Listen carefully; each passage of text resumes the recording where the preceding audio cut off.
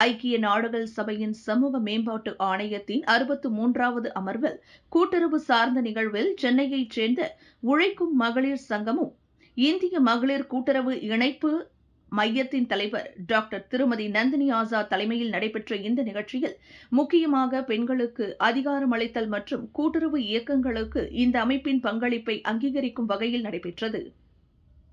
நிகழ்ச்சியில் பேசிய டாக்டர் திருமதி நந்தினி ஆசாத், ஏழை பெண் தொழிலாளர்களை கொண்ட இயக்கத்தின் மூலம் ஒழுங்குபடுத்தப்படாத முறைசாரா துறையில் பெண்களை ஒழுங்கமைத்து அதிகாரம் அளிப்பதில் பெண்கள் அனைத்து சவால்களையும் எதிர்கொண்டு விடாமுயற்சி மற்றும் வலிமை மூலம் கூட்டுறவு சங்கங்கள் மூலம் கடனுதவி பெற்று தொழில் முனைவோர்களாக மாறி தங்கள் பொருளாதாரத்தை மேம்படுத்தியுள்ளனர் என உழைக்கும் மகளிர் சங்கத்தின் தலைவி திருமதி நந்தினி ஆசாத் தெரிவித்துள்ளார்.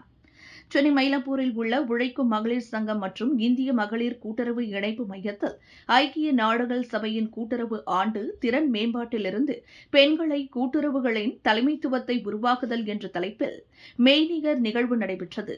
அதனோடி பங்கை அங்கீகரித்தல் மற்றும் அவர்களின் பணி இந்தியாவின் 4 தென் மாநிலங்களில் பரவியுள்ளது என்பதை வலியுறுத்தினார்.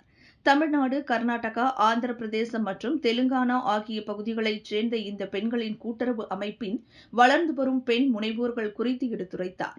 தென்னிந்தியாவின் 4 மாநிலங்களிலும் 270 தொழில்களிலும் 6 லட்சத்திற்கும் மேற்பட்ட உறுப்பினர்களை கொண்ட இந்த அமைப்பு ஏழை பெண்களுக்கு நம்பிக்கை மற்றும் வெற்றியின் கலங்கரை விளக்கமாக நிற்கிறது என்றும், கிராமப்புற நகர்ப்புறங்களில் குறைசாரா துறை பெண்களின் குரல்கள் மற்றும் பிரச்சினைகள் இந்த அமைப்பின் மூலம் தீர்க்கப்பட்டுள்ளது என்றும், குடும்ப விவசாய கட்டமைப்புகள் மற்றும் பல்வேறு தொழில்களில் பெண்களை மேம்படுத்துவதில் கவனம் செலுத்துவது உலகளவில் கிராமப்புற மற்றும் நகர்ப்புற சமூகங்களில் நீண்டகால செழிப்பை அடைவதற்கு மிக முக்கியமானது என அவர் மேற்கோள் காட்டினார்.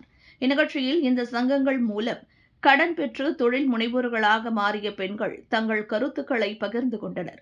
இந்த நிகழ்வில் 30 நாடுகளைச் சேர்ந்த பதிவு செய்யப்பட்ட ஆன்லைன் பங்கேற்பாளர்கள், புகழ்பெற்ற குழு உறுப்பினர்கள் மற்றும் தமிழ்நாடு, கர்நாடகா, ஆந்திரா மற்றும் தெலுங்கானா உள்ளிட்ட இந்தியாவின் பல்வேறு மாநிலங்களைச் சேர்ந்த 300க்கும் மேற்பட்ட அடிமட்ட பெண் தொழிலாளர்கள் கலந்து கொண்டனர்.